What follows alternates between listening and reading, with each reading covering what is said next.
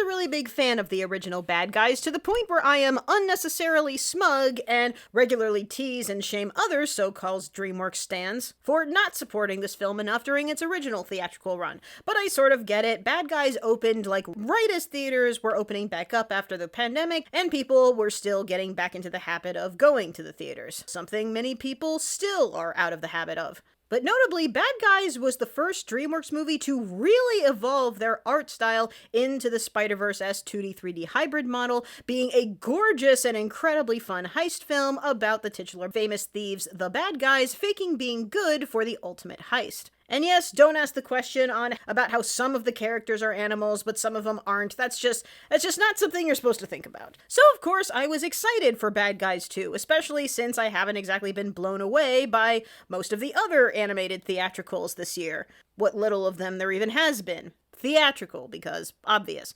But Bad Guys 2, thankfully, was a really fun time at the movie theater, and very likely, the more I think about it, even better than the first one. The one aspect where I think the first movie has an edge is the dynamic between Wolf and Snake, especially in regards to that fantastic opening scene with very Pulp Fiction-esque banter. In the second movie, Snake himself has taken a little bit of a backseat, and now there's a stronger emphasis of Wolf and Diane. And I have a tenuous history with romantic subplots in films, but I honestly really like them. What the two of them have going on is a really big reason for why this movie works. Bad Guys 2 obviously starts where the first one left off, of the former celebrity criminals now in the real world trying to go straight, where they are struggling both from their lack of their stolen luxurious lifestyle and being unable to find a job because nobody thinks they can be trusted. An impressive, semi-accurate portrayal about how hard it is for people who have been to prison to get jobs, no matter for what reason they were in prison. Though in this case being thieves,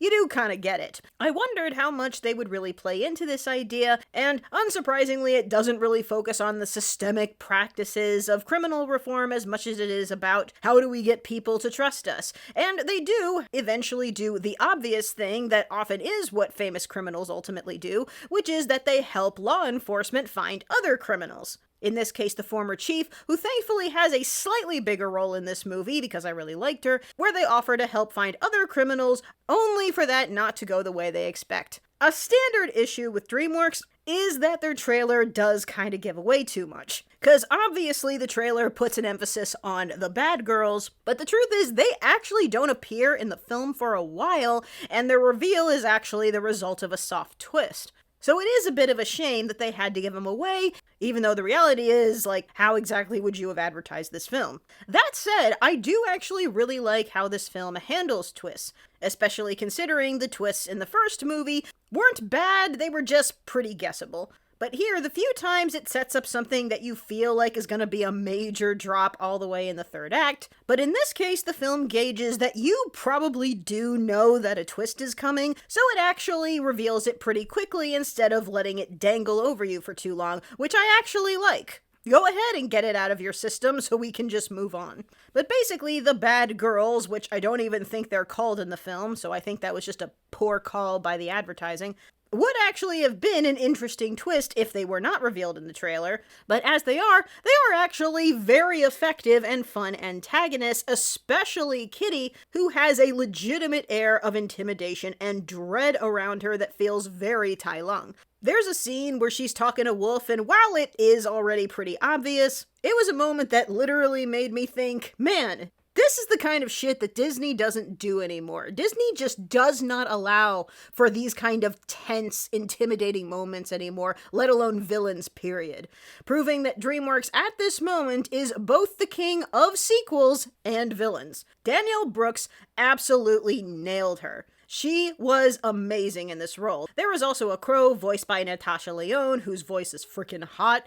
Almost made me forget that she's also in the Smurfs movie, playing a sentient hairball who canonically has a romantic history with Nick Offerman Smurf. I am shocked more people have not talked about that. But what really separates this from the first movie, where that one had a lot more gags and silliness around the Reformation training, this movie really steps up the action and the heists. And even, as mentioned, the darkness and intensity. Still funny, but really allows the animation to shine with all that dynamic action. There is also a noticeable step up where Wolf is concerned as the protagonist. In the first movie, his motive to go good pretty much comes down to feeling good about yourself, which isn't nothing, but I did sort of wish the motive was slightly more grounded. And in this film, that is actually what they do. Where at this time where I say that I really like the film, my brain still does the thing on what this movie could have done to take this from really good to great or even masterpiece. And like the first, I couldn't help but wanting even just a little bit of the character's backstory, even though we all probably could have guessed that it would basically be the same as Nick Wilde's from Zootopia. I'm the villain of every story, guilty until proven innocent. But we saw in K-pop how even a glimpse at their history can really help your characters pop. Heck, Kitty's standout monologue involves a childhood anecdote, alluding that just a little bit more detail that can really flesh out why your characters make the choices they make. There was also this only brief moment of tension where Wolf legitimately looked tempted about whether or not they should go back to being bad guys because no one will ever truly forgive them, and I wish there had been just a little bit more emphasis on that.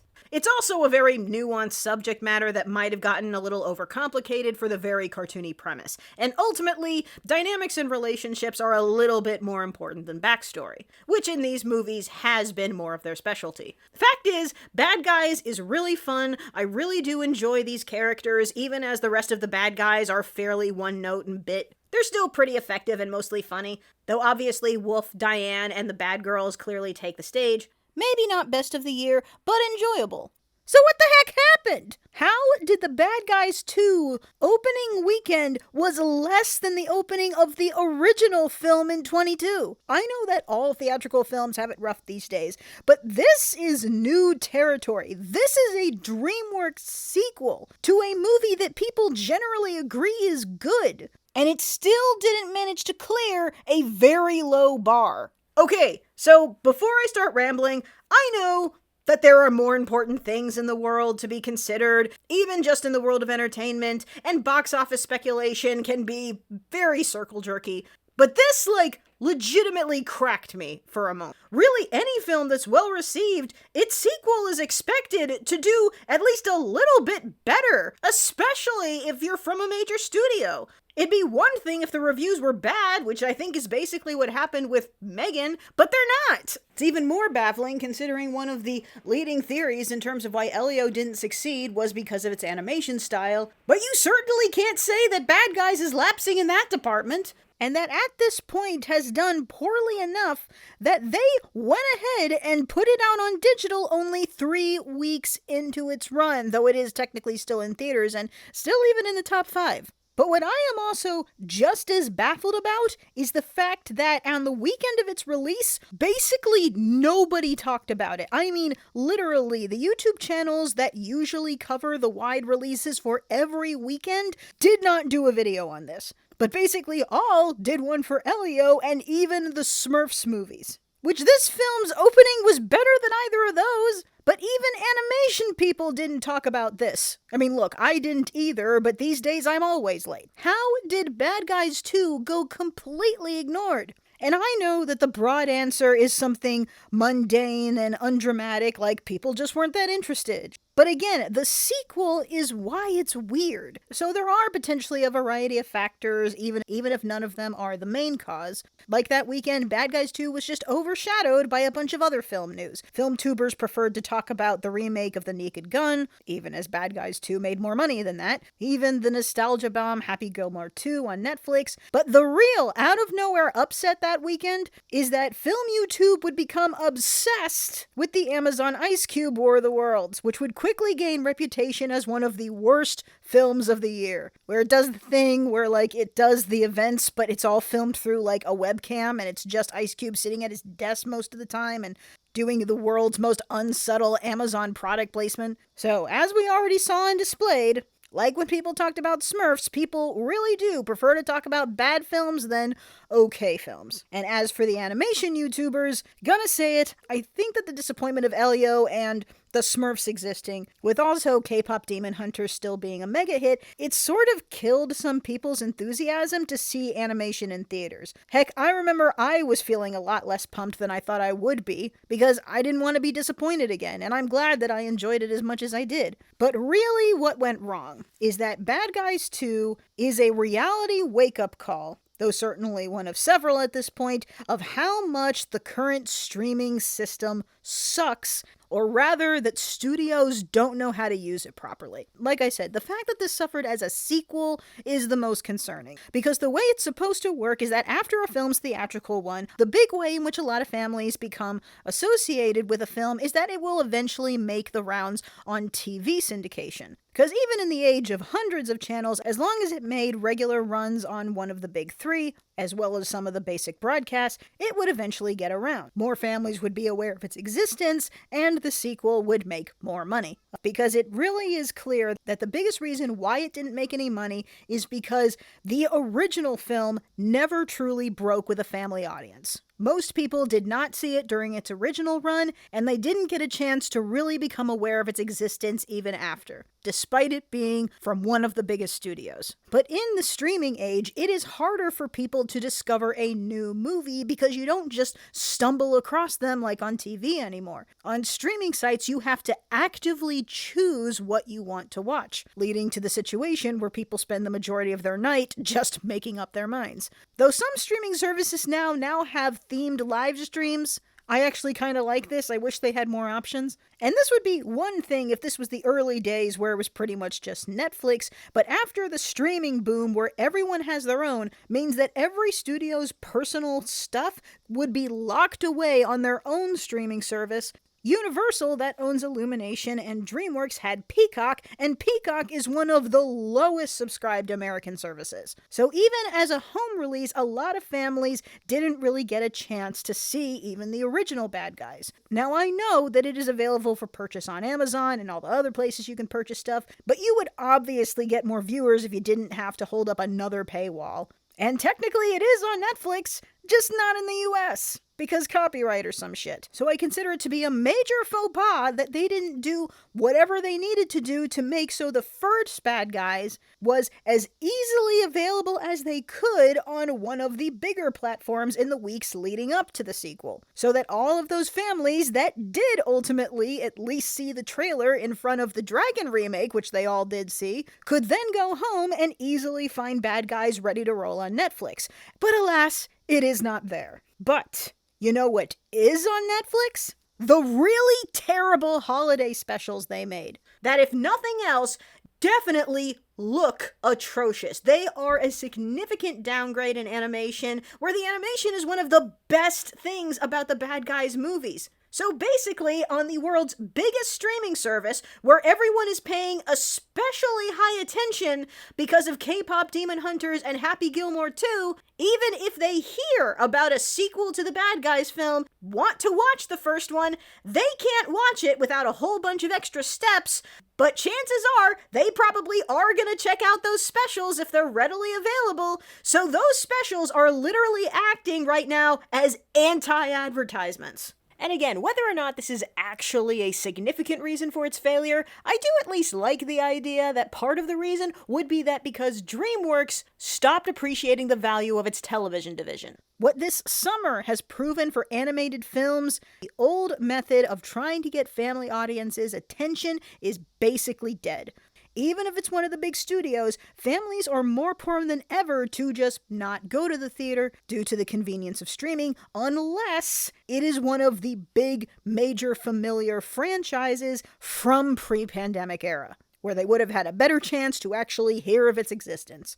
Is it the worst thing in the world that Bad Guys 2 didn't do as well as their award-nominated original Wild Robot? No, I'm not necessarily going to cry about that, though personally, I do kind of like Bad Guys better than Wild Robot. I know, blasphemy. But that actually does show another one of the things that's really, really important in this age, which is that these studios really have to stop cramming everything into summer. One of the biggest reasons why Wild Robot took off is that it came out during a time where there was virtually no other competition. Hell, that was basically a major reason why Minecraft did really well, as well as Super Mario Brothers. They came out in April with virtually no other competition. Pixar and Disney's whole thing of having their Pixar and Disney releases be in June and Thanksgiving really probably should rethink that strategy, because that has not been working for them recently. And of course, I am very happy for how well K-pop is doing, especially since Sony apparently had so little faith in this film, so little faith in an original film in theaters, that it sold it to Netflix for a fifth of its budget. Because that is how terrified animation studios of theaters right now, and that is not a good thing. But hey, at least after becoming a big hit, Sony Animation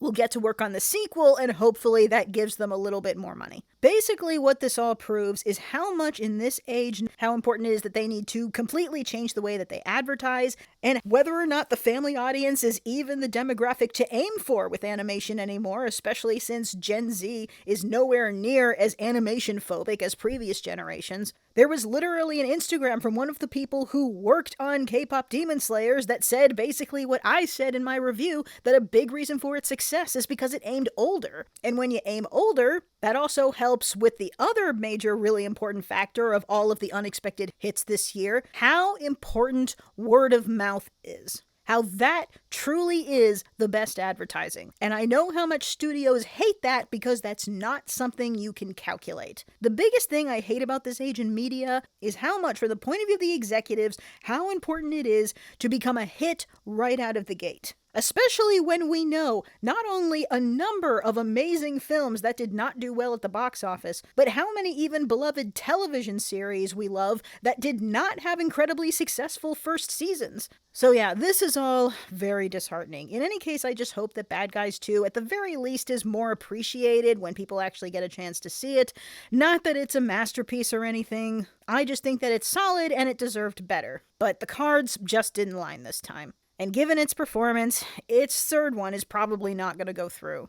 It really just goes to show how important it is to talk about films that are coming out, even if it's just mentioning to people that they exist. And on that note, Variety actually went ahead and posted a short list of films likely to be nominated for the Oscars, including some independents coming out in the later half of the year, so become at least aware with some of those titles and when they're premiering in theaters. Heck, even my old fave, Mamoru Hosoda, is coming out with a new film in December. Anyways, did you guys get a chance to see Bad Guys? Either one of them? And what are you excited about for the rest of the year?